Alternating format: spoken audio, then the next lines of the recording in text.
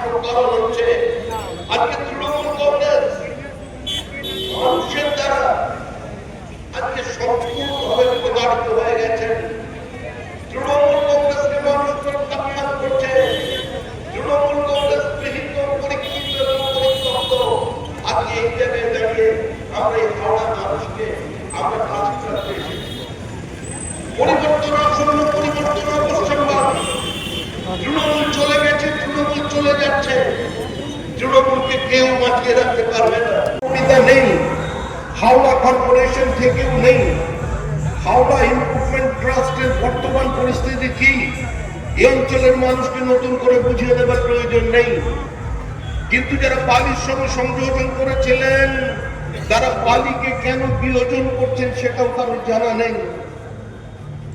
হাওড়ার মানুষ যারা একটু রাজনীতির খোঁজ খবর রাখেন, তারা নিশ্চয়ই তপন দত্তকে ভুলে যাননি।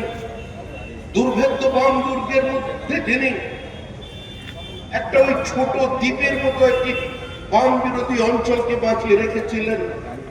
আজকে জমি হাঙরদের বিরুদ্ধে লড়াই করতে গিয়ে তিনি তৃণমূল কংগ্রেসের কর্মীদের হাতে তুলে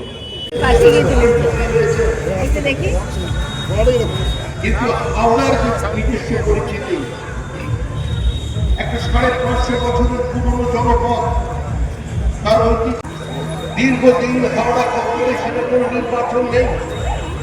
হাওড়া কর্পোরেশনের যে কাউন্সিলর নির্বাচিত করার জন্য কবে মানুষ ভোট দিয়েছিলেন সে কথা ভুলতে বসেছেন। বালি মিউনিসিপ্যালিটি থেকে একবার হাওড়ার সঙ্গে যুক্ত করে দেওয়া হলো অবৈজ্ঞানিক ভাবে, শুধুমাত্র ভোট ব্যাংকে সুরক্ষিত রাখা।